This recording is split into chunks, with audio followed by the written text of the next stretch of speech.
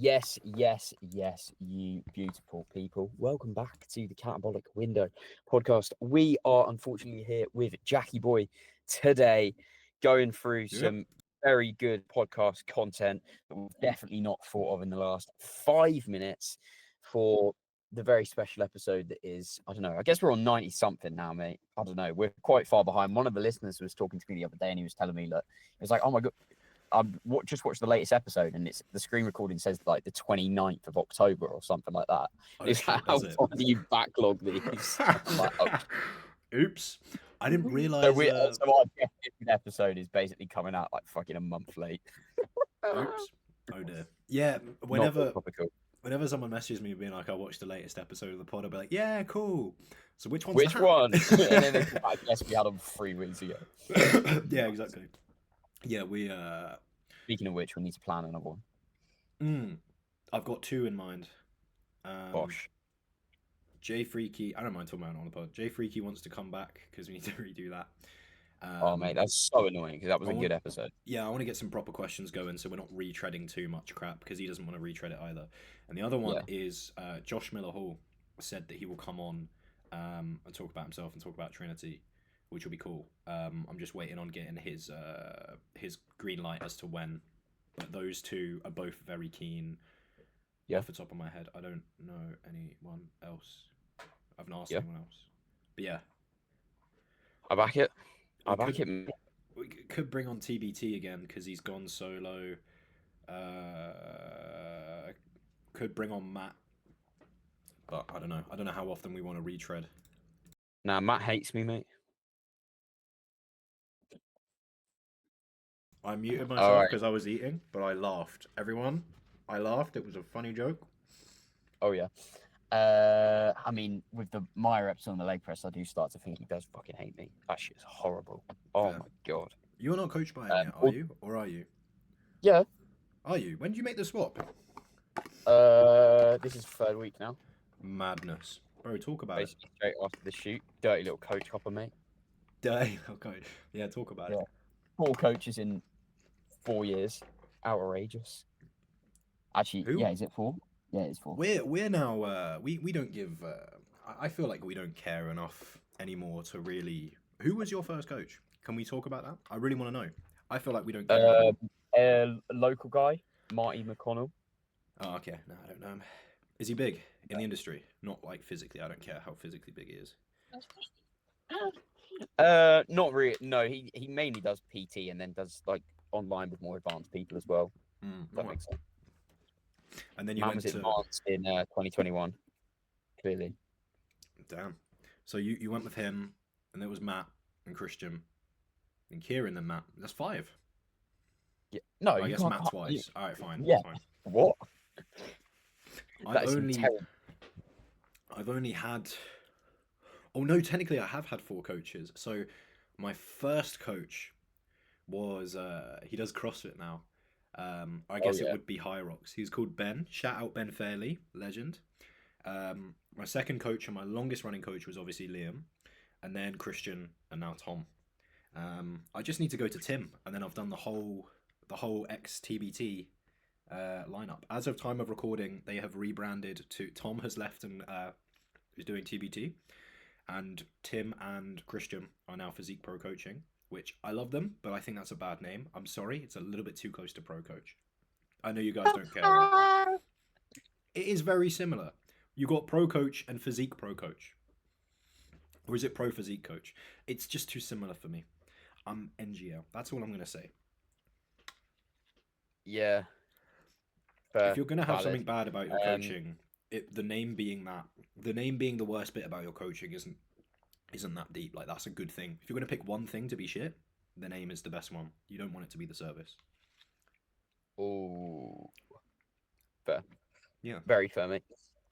So, speaking of Instagram, yes, you were telling me you got a very delightful comment on your Instagram recently. I did. It did make me chuckle. So, I've started posting. I've started doing like paid ads for Instagram.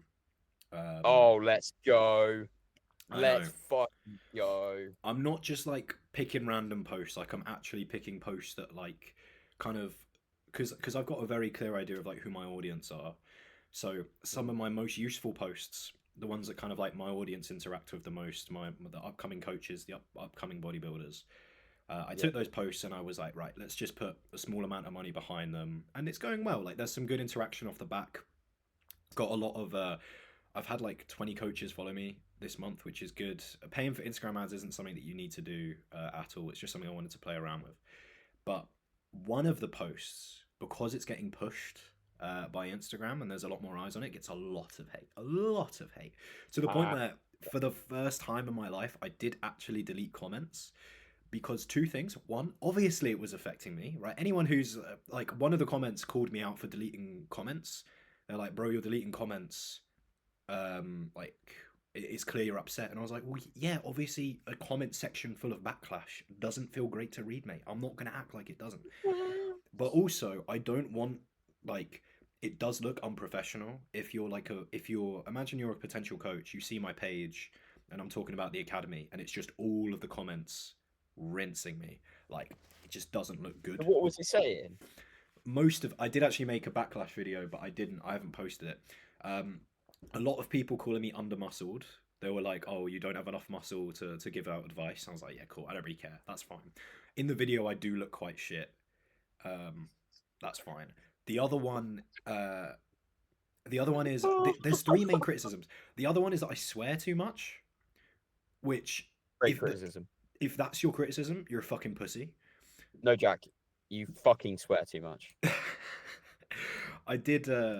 I started. I tried to play around with it a little bit, where someone was like, "Why do you swear so much?" And I replied, "Fuck knows." And I was like, "That's quite funny." But there's so many comments about me swearing that I'm like, okay, I'm done with this. I'm really not offended. If you say I swear too much, I'm not offended at all. That's fine, right? If the word fuck, criticism. yeah, if the word fuck really puts you off of a coach, I don't want to coach you anyway. You can fuck off. And then the third one is like, my hair was quite long and curly, and people calling me a broccoli head, and I was like, oh, that hurts a little bit. That hurts a little bit. I'm not a broccoli head. Maybe I am. I don't know. I'm not currently, but I got called like a TikToker and a broccoli head, and I was like, bro. But there was this one guy, right? And I won't say his name, but it's a golf account. He like. Why? A lot of people comment they have private accounts, so I can't really rinse them back. But I am childish and I do rinse people back. And this one guy commented, and he's got golf in his name. I go on it, it's just a public page of him just entirely golfing. Right. And he put up like, I don't know, he put up some kind of insult. And he commented on one of my recent posts and was like, it's so good to see you not swearing, like, it's so, I forget what it was. It was like something, he called me a chav, he said I had noodle hair, and he was like, it's so nice to not see you swearing. And I replied like, go play some golf, mate. And then he replied like, he was like, oh, get off my feed, you noodle hair chav, no one wants to hear what you have to say. And I was like, I don't think I've ever been called a chav in my life. For one, I hate the word chav. It's so posh. Only posh people say chav. If you still say chav, you are posh as fuck. No one says that anymore. Yes, that is the poshest word in the world. Are you joking? I mean, I've never really heard anyone say it recently, so yeah. Maybe. If you say, like, describing someone as a chav is just so upper class. Like, it makes me like grind my gears. It's like someone would be like, oh, I went on my gap year and I saw 17 chavs on the way there. Disgusting. I hate them. It's like, just the word chav is so posh. I hate it. Oh, Plus, he's a golfer, so I'm like, okay, he probably is like quite up himself. But I'm from the south of England, so I've got like a middle class accent. To a lot of my clients, I sound posh, and I don't like that. But I do sound posh to like majority of the UK. I've never been called a chav, and it's really funny to me because I've always been called posh my whole life. And finally, this man who plays golf on Instagram has decided to call me a chav, and I did reply with some laughing faces because it's the funniest insult I've ever received. But I just thought I'd share that. That's the only time I've been insulted, and it actively made me laugh. Like, that has made my day a little bit. They called me a noodle hair chav, but there we go. Very nice. Yeah, but I think he follows me because otherwise, how would he got my newest post? I don't know. Clearly, does want to hear what you have to say, then, mate, doesn't he? The thing about criticism online is it's a very weird. It's very weird. Like this is the most criticism I've ever received as a coach, and luckily it's nothing that like Not actually got anything to do with your ability to coach, which is yeah, funny. yeah. It's all to do with my appearance, which is fine. But like it does. It's a weird thing because like it does really sting when someone. I don't mind if someone like I've had people disagree with me, and we've had people in our comment section kind of like disagreeing with us, and we've disagreed with them, and we've kind of had like a small debate, like a debate. Like I've had debates before. They're fine. They're never that fun, but like they serve a purpose. But for Mm. someone to like look at your post and be like, "You are small, you have curly hair, and I hate that about you," and to go out of their way to comment that is like, it's hard not to be offended by that, man. It's hard not to be. I'm like, this person saw this post and I pissed them off so much by saying the word fuck or by having curly hair that they've tried to pull me down for it.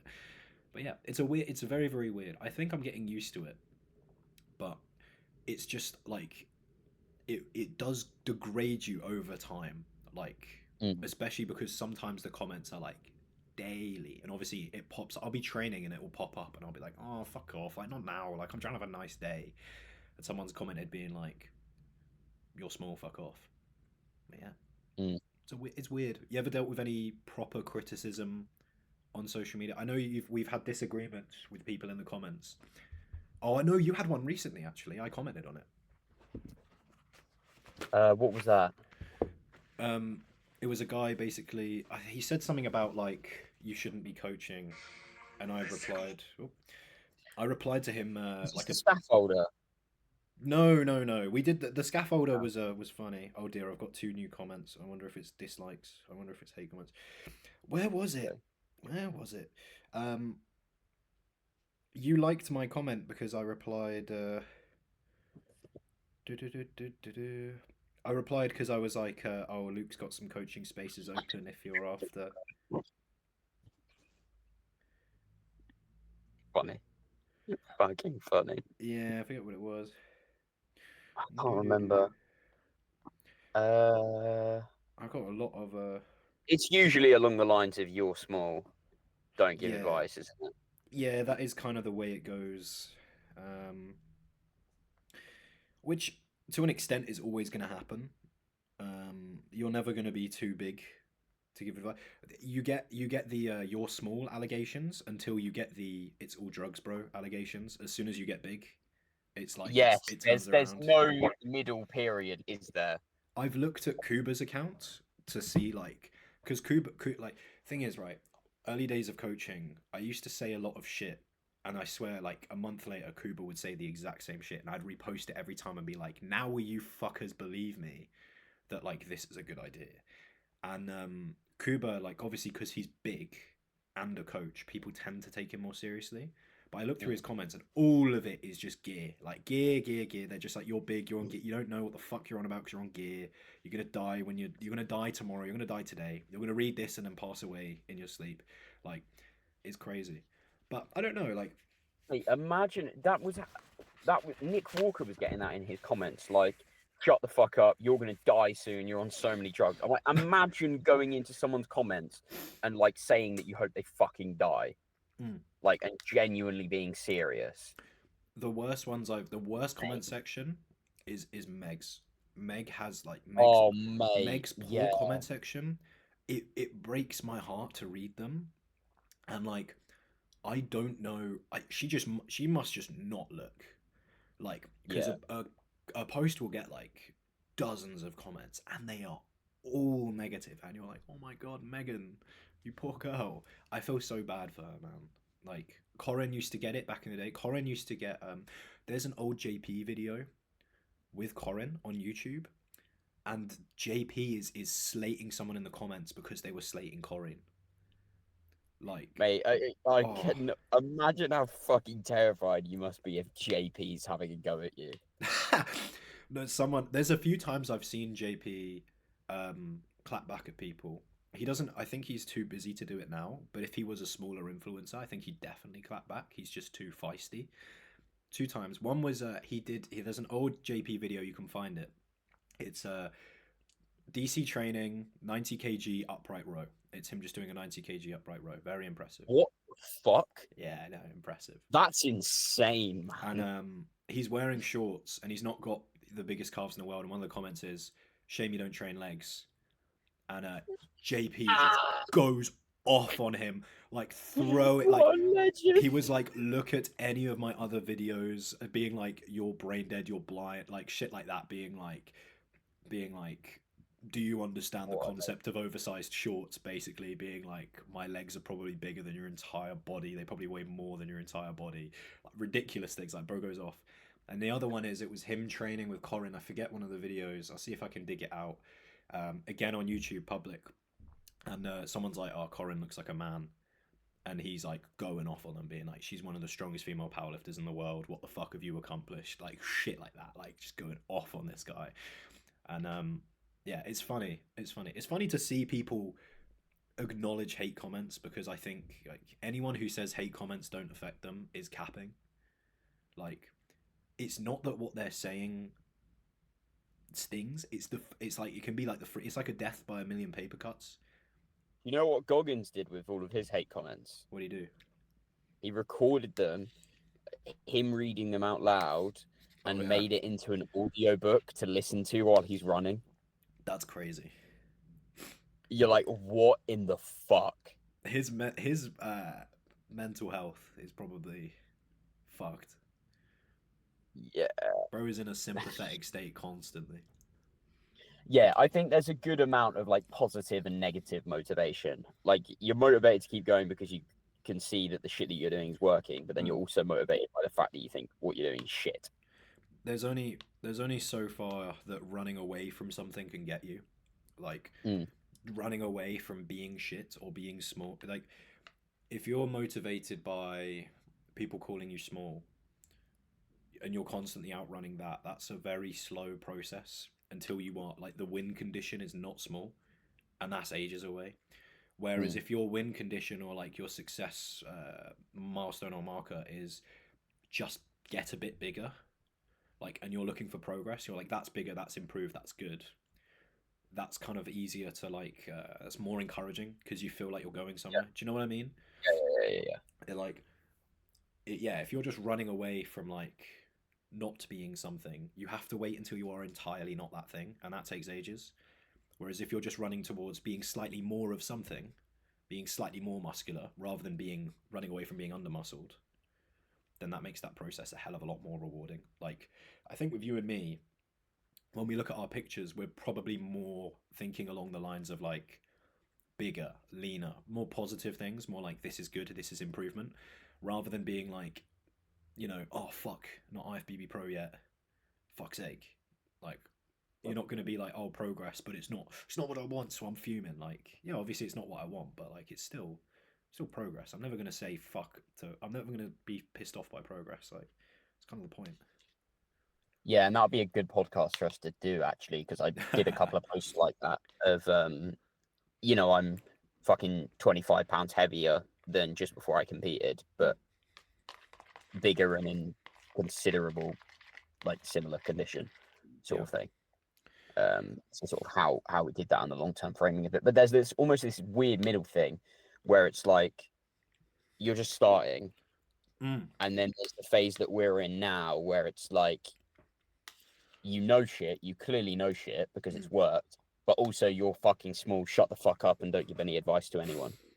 Which is weird because if you're somebody that starts like you're 16, you've got fucking shredded abs already, you've got shoulder striations just because you're a genetic phenom. Mm.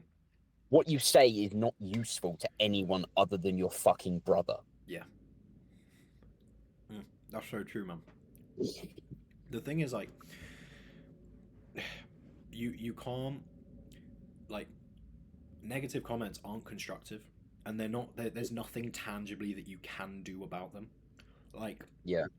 I can swear less and I can shave my head, but I'm still not going to be big enough for them. And if I do swear less or I do shave my head, someone will probably someone will probably comment being like, "You only shaved your head because I left a comment. This is so funny." Or someone will be like, "You're only swearing less because I left a comment. This is so funny." Like, "Oh, I'm in your head." Cool. Yeah, you are in my head, obviously. I don't care. You can be in my head, bro. Well, it's fine. You've left a nasty comment and I'm affected. That's fine. I've got no qualms saying that. I'm not gonna sit here and be like I'm unaffected. Obviously I am, right? I don't think anyone fucking would be. If I go and leave a if I go and reply to your comment, you're probably gonna be pissed off as well. You're probably gonna be affected. But anyway, right? There's no real like tangible solution to the criticism that they have. So you do just kind of have to like ignore it. And the whole like you do to an extent need to. I get that success leaves clues, and the bigger someone is, maybe the more they know. But yeah, the only time that anyone uses that phrase of, success leaves clues, do what the big guys are doing, is when somebody's already big. People don't seem to take the 130-pound kid that's gone to 170 pounds Yeah. as some form of success, when actually that's like what the average person is probably going to achieve. The average person isn't going to be 270 pounds. Hmm. They're going to be a bit bigger and a bit leaner. Like that's what's going to, if anything, that's more useful information to have, but people seem to consider it as irrelevant. But it's because like because someone else might have got from what 130 to 170 pounds, but they did it in a kind of shit way, or they did it their own way, or they lucked out and it was easy for them, or they're already Mm. starting off at 170, whatever, right? Yeah. And though like those people are then they assume like, oh, I'm already there, so I need to find someone who's 200 pounds. I need to find someone who's gone from 170 to 200 because they're only going to know how to like help me. You know what I mean? Um, Yeah. And the shit that you need to do to get from 130 to 180 pounds or whatever the fuck it might be, like your first 10 to 20 pounds of muscle type uh of huh. thing, is not what you need to do to get your next 30. Like it's Yeah. not the same shit at all. To get the first 20, it's like make sure you're eating enough protein, don't be in a calorie deficit all the time, don't Yeah. train like a retard, go to sleep at a reasonable time. Literally. It's not the same, but it's just scaling up the same principle Mm. of what you've got to do. Do The you thing know is what I like, mean? yeah, 100%. Like the further you get in, the the harder it is to eke out the same progress at the same level of complexity. So you do need to kind of like, if you want to continue the same rate of progress and not have it slip off, you do have to look into things that do positively affect your outcome that you didn't look at before. Obviously, you can, look at the fucking. You can look at unnecessary things like the time of day your steps are. Right? Are you going to do them at 6 p.m. or 7 p.m.? That's something you could look into, but it's going to have fuck all effect on your actual results long term. So you do need to look at things that matter. But I think that the issue and the thing that bugs me is that people will judge you based on like the way that you look or the way that you come across rather than the quality of what you're talking about. Like there are people who are far smaller than us, like physically, and I know coaches who are like, far less experienced Yeah, and there is and way part of smaller. that because I still have that same thing of like, okay, but you actually haven't made any progress Yeah, yeah, yeah. and you're the shit. And it's a reasonable criticism to have, but people judge it on the outcome, not the start to the current position. Hmm. Do you know what I mean? Yeah, well, there's a mixture of things that you need to like look for in someone, but there's a few coaches I follow who I'm like fairly close with, who are much younger, much smaller, physically not too impressive. They're making decent results for themselves and clients, and the shit that they say, I'm like, yeah, you're fucking bang on there. Like that is correct. Agreed. Right? Like just because someone is, a certain appearance or way, like just because someone's like younger than me, there are like I 100% like, for example, right, I'm sure he won't mind, but like Matty is a client that we've both had. He carries less Yeah, muscle you than fucking poacher. so true, mate, so true. But he carries less muscle than the two of us, which is fair to say. He's also less experienced than the two of us, but I think either one of us would pretty comfortably go with him and not be too worried about being completely led astray as a coach. Like, Gosh. you know that he's got some like a decent amount of value to offer us. He might be a bit hesitant because we're a bit further along than him. That's fair enough. But the shit that he says and the shit that he knows, like is fundamentally like correct. The way that he manages things is great. So just because you've got someone who like, you know, maybe isn't like further along than you, like whenever he says something, I'm like, mate, that's fucking bang on. Like, well done, absolutely, right? Like, I would pretty gladly say, hey, Matty, make me like a training plan or make me a meal plan, and I'd have a pretty fucking good confidence following that and knowing that I'm going to get some decent results off it, right? Yeah. But yeah, I get what you mean because as well, you do see coaches where it's like they're just not they're not seeing any of the results No, no, from no. But themselves or for their as in, clients. I'm looking at that and I go, right, okay, show me a picture of you 6 months ago. Show me a picture of you now. Yeah, Oh, fuck. Yeah, you're bigger. Right. You know what you're talking about. Cool. yeah, But yeah, when I see a coach that's small, that's just as small as they were 6 months ago, you're like, what the fuck are you doing, man? that's true. That is true, man. That is Like, true. what are you doing? Yeah, you need to. It's about like well, there's two main things that you kind of need in a coach is like they need to be giving you valuable advice and they need to be providing proof that that advice works, right?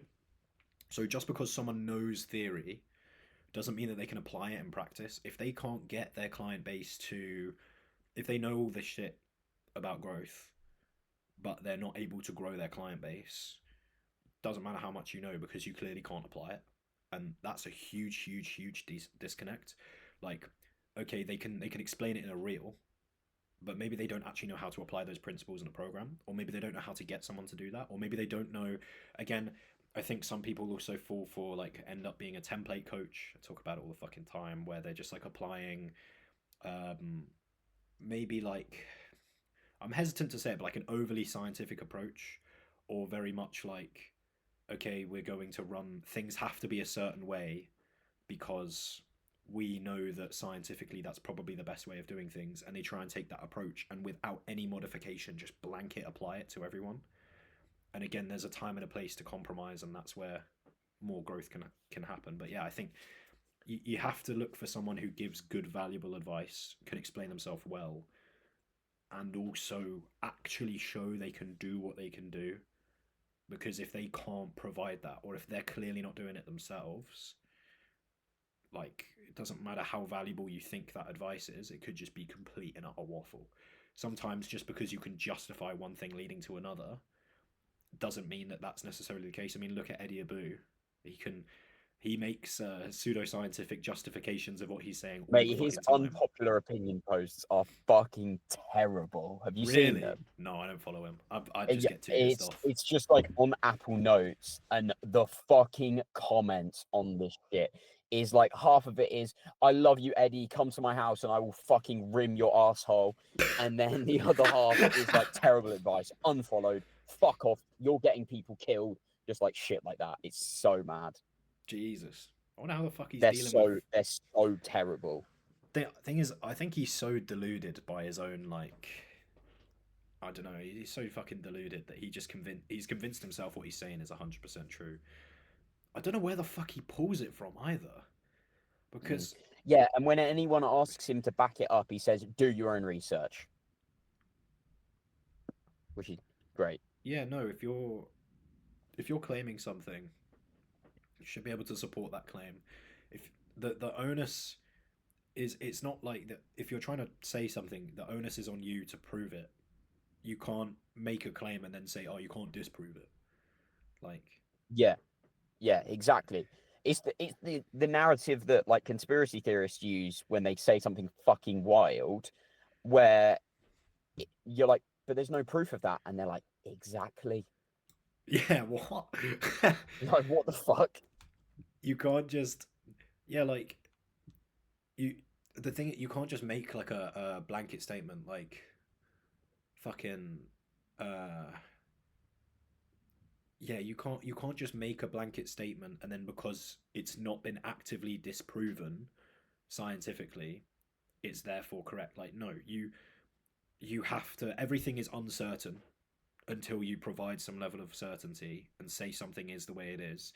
But when you do that, you have to provide evidence. The burden of evidence is on you if you're making a claim. Obviously, you don't have to include it in the post, but if someone fucking asks for it, you should be able Yes. to supply what you're saying. If you can't support a point that you're making, don't make the fucking point, because where are you pulling that from? But also, if Yeah, like, mate, he's nuts, honestly. but half the time he's also easily disprovable. Like Mm. the whole egg versus whey thing. If you look at the protein quality index, guess which one's fucking higher? Whey shits on eggs as a protein source, right? I say shits on. It's better than.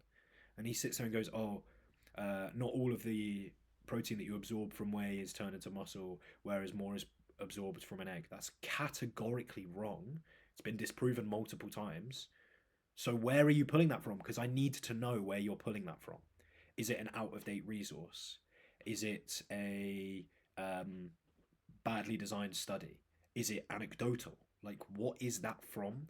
Because whatever it is, it needs to be challenged, because you need to stop saying this because it is wrong. And you call yourself a nutritionist, but what you're saying is wrong.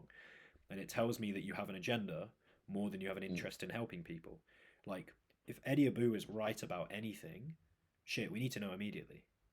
Like, it, Yeah, and if you there's anything that can't we're say, wrong about, we need to like, know. Eddie's, this is getting into the politics shit again, Yeah, but you can't say Eddie spouts utter fucking nonsense, so we need to ban him, sort of thing. The yeah, way to counter his nonsense is to disprove it yeah, and show how it's wrong, because there is genuinely some shit that he says that you're like, okay, yeah, maybe we shouldn't be eating all of this hyper processed food, but then he takes it too far and goes, yeah, let's don't have whey, yeah, or like there are reasonable concerns about why is there like all of this complete and utter shit in our food, and how is this a normal diet?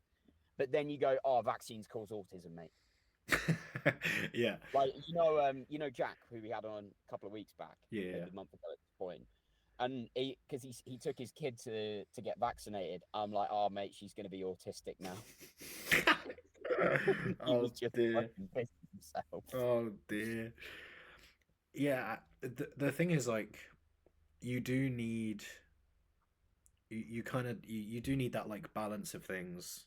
And someone like Eddie has the capacity or the possibility to like, to, because he challenges a lot of nutritional norms, there is potential there for him to kind of prove to people that a commonly accepted thing is wrong. Like, if there was concern with artificial sweeteners, with preservatives, with food processing in general, if there was genuine concern for it, if anyone's going to find it, it's going to be him. Because so many people, again, it's very easy when, especially within nutrition, well, not so nutrition to be fair, but it's easy within a scientific field to kind of get very like, this is the accepted narrative, therefore that's all I believe. And people don't challenge it, so that kind of stays, right? It's the same way that like people didn't fucking, when people didn't challenge that cigarettes were an issue, cigarettes stayed in for fucking ages, right? Studies came out, very biased and poorly designed, and they were like, yeah, it's fine, whatever, right? And they would talk about the benefits or acclaimed benefits of nicotine, and they wouldn't talk about the rest of the damaging shit in there. And because no one challenged it, it went okay for a while until someone was like, this is probably a bad idea. So you kind of need like counterculture, and you need challenge to an extent to kind of reveal like what things are probably not a good idea. But the issue with him is that because a lot of what he says is dangerous, or it's not dangerous health wise, I think the danger for him is Oh, psychological. fucking some of it is when he's like, don't take your medication, come off it immediately, just eat fucking carnivore. Like, Really? He said that? whoa. Fucking hell, Yeah, man. I did not know he said that. I need to yeah, do my Eddie Abu research. mate, My it's fucking nuts. The thing is, like, whenever I've had a debate with someone who follows Eddie Abu, like, I've always, you can kind of walk them into a corner, and then they usually just kind of show their hand of just like, I'm not going to change my mind on this, right? They'll just be like, yeah, but, and like there's two main times that I've like talked to people, like people that I know personally, about like Eddie Abu. So one was like, he was talking about the shit that's in bread, and I was like, I can walk you through the things that they add to bread. I can walk you through meta analyses on the danger of those things, and I can prove to you that they are absolutely fine, right? Like, I like, hand on heart, I can prove to you they are fine. And then Whatnot. it ended up being, he was like, oh, but when I cut bread out, it improved my skin. And I was like, okay, you might just have a very slight gluten intolerance. It's not because they're poisoning your bread, right? Like, it was very much like, oh, but when I did this thing, anecdotally, I got this thing. And I'm like, okay, Yeah, cool. and that's evidence for him, but he can't then say bread is bad for every person ever. That's what I mean. Exactly. But I said as well, like, you don't know mechanistically why that's happened. There's an entire possibility that you can wake up tomorrow and your skin is just as bad. And that it's not bread, it was a period of lower stress. It was that the weather cooled down and you were sweating less. It's that you were, I don't know, better hydrated, you were sleeping better, general hygiene was better. Like, there's a million things going on, right? You're not in a controlled environment where we can say, oh my God, Eddie's got a point, right? And then the other one was a girl, and she was talking about, oh, I had more energy when I was eating these things.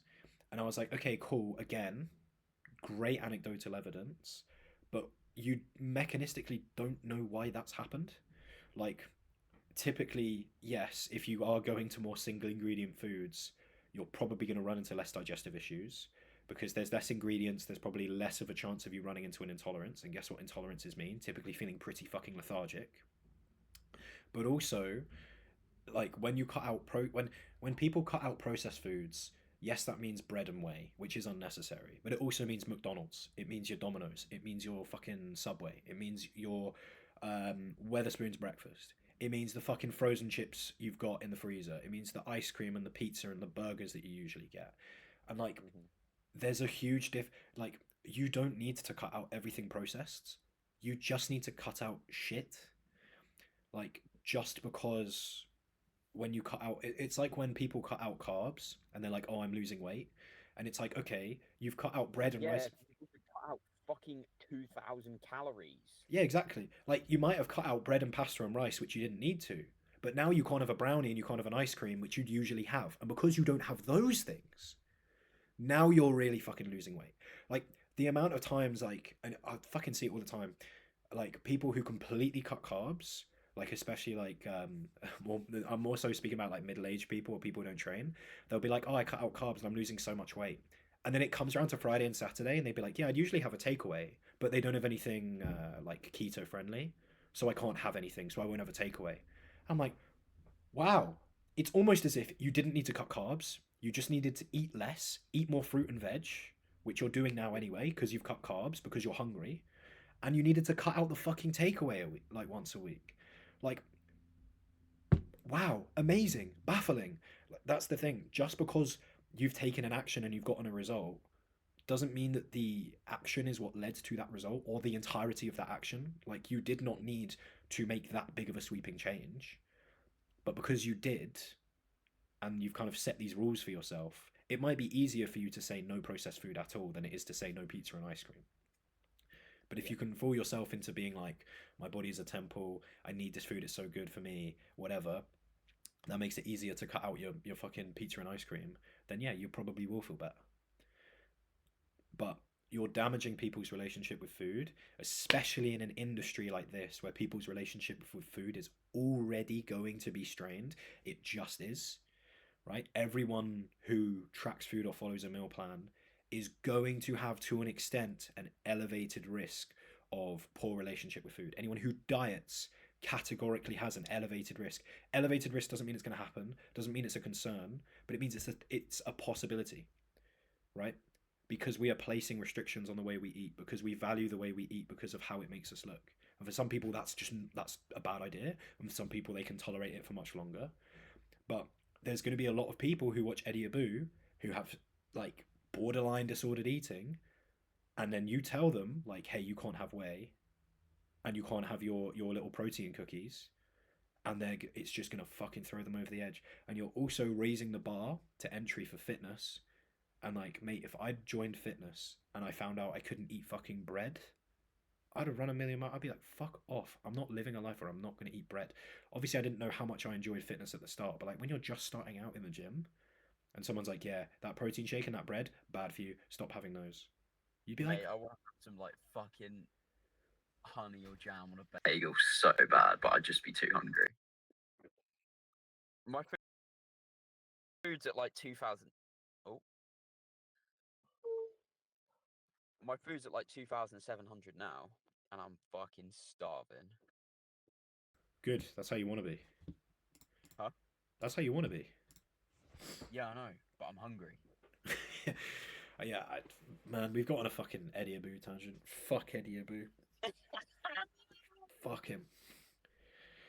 The thing that I hate is he lives near to me as well. Oh yeah, Mm. go and fucking fight him, mate. His gym is like travel distance to me. Some people go to my gym wear his hoodies. I'll be like, you're fucking bellend. Bellend. What do they say? This hoodie was made with eggs. No, it's he's got his gym's called the Olympia Gym, so it says Eddie What? Abu's Olympia Gym on the back. Why? Because that's how he that's what he did. He was a shit bodybuilder, and then he made a gym, and now he's a I hesitate to say nutritionist. He talks about food. He makes social media content. Yeah, he's a food influencer. That's what he is. It's a fucking food influencer. He's not a Yeah, he's nutritionist. not even a training influencer because his training is terrible. Oh, I just honestly like. I remember when Eddie Abu was on the rise, and I would have people send me messages about like food and stuff, and it was just like it. I've never been so like concerned for so many people in my life. Like the messages and the level of concern that people would have about like I don't think telling very active and fit people that any amount of food processing is immediately bad for you and you need to cut it out. Like that's just not how we draw whether a diet is good or bad. Are there downsides to protein powder relative to other sources? Yes. What are they? A lack of micronutrients and a lack of fiber. Is that the Which you can same? sort out in different places. But, like Exactly. the rule for a protein powder that I use is, can you fucking digest it? If you can, great. Yep. Cool. Perfect. You can have you could I mean but again like where do you stop? Like if you follow that logic of like this isn't the best source for this, right? Chicken breast is crap then because chicken breast is pretty much just lean protein. It's a shit source of Yeah. fat, no carbs in it, very little fiber, very little micronutrients. So what would be better? Technically liver would be your best protein source because it's got starch in it, it's got an element of fat, and it's got a shit ton of micronutrients in it. So surely we should all be consuming liver, Eddie.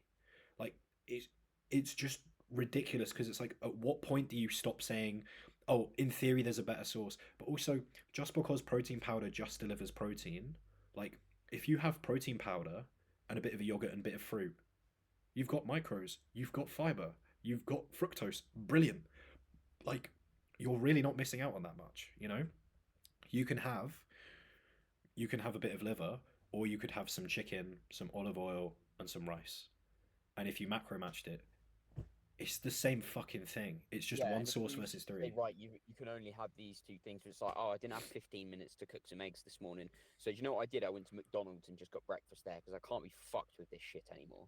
Yeah, exactly. Or I Exactly. could have a protein shake. Oh, well, a protein shake's a bit easier, isn't it? It's probably a better option to go for. But Yeah. you've just told all your punch you can't have it. And yeah, I think more and more people are realizing that he's a nutcase. It just reminds me of like what we were saying earlier. Like the way to dispel bad information is to fucking show it for what it is, Yeah. sort of thing. Do you know what they used to do with the KKK, like back in the fucking 50s, 60s, 70s? Go on. They get every year, like the big news channel in America would Yeah. get them on and just let them talk for an hour. Really?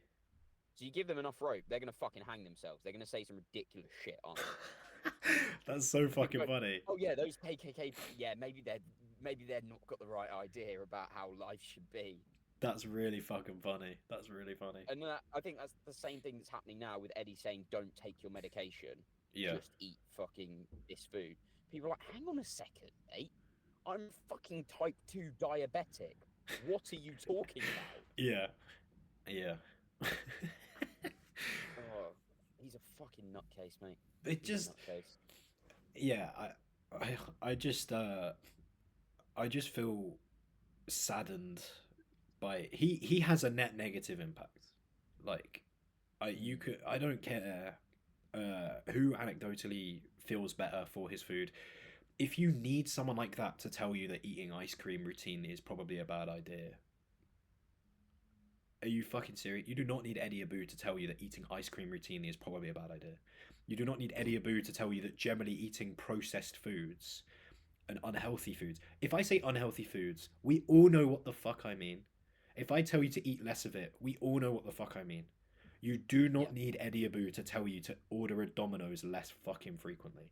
You just don't. So he has a Shit anyway. net negative impact because he isn't telling people anything new beyond giving people a lower variety of foods to pick through. Do you know like how many people will be like, I'm craving a cookie, I'm gonna go for a protein cookie. I'm craving a chocolate bar, I'm gonna go for a grenade bar. Those are categorically better choices for someone. Like to go for a higher protein I'm option. sorry, they taste shit though. Grenade bars. Yeah, and fucking protein cookies. They're like the driest thing on the planet. Protein cookies are dry, I but genuinely rather not have one. the protein cookies are dry. I'll agree, but nah, grenade bars slap. You're out Mate, your mind. you need to literally soak a protein cookie in cream to make it tasty. But still, if someone wants to go for that Can you hear option, me? yeah. If someone wants to go for that option, it is a better option. It's more filling. There's more nutritional value to that, to a grenade bar, than there is to a fucking bar of Cadbury's, right? There categorically is. So if you're telling someone they can't go for one, you're just restricting their option. If you're just telling people to literally just eat like, I'm assuming it's just red meat and eggs is probably what he would say is like the best protein sources to go to. You're going to burn people out. Yeah, mate. No veg. Fuck veg. Yeah, don't need veg. Don't need veg, bro. Fucking hell. Eddie Abu tangent for 55 minutes. No, mate. The first bit was us talking about getting social media hate. That's so true. That was funny. But my laptop is on about 3%, so Yeah. I reckon we wrap this bad boy up Right. like it's a Christmas present. Thank you, everyone, for watching. If you have any questions or any topics or any guests that you want to see, let us know. I'm really looking forward to, mate. Luke is lagging out to fuck. Christmas episode. That's going to be great. Oh, Christmas episode is going to be sick. If you're after coaching, Luke is at LacticAddictLuke on Instagram. If you want to watch his YouTube, he is at LacticAddictLuke on YouTube. If you want coaching from me, I am JackArcherCoaching on Instagram. I'm also JackArcherCoaching on YouTube. Like, subscribe, follow. I think it's going to be a bit short this year, mate. We're just going to be like, don't be a bellend. What, for the Christmas episode? Fucking hell, bruv. Luke's gone. Right. Thank you, everyone, for listening. We'll have a short Christmas episode. Have a good one. See ya.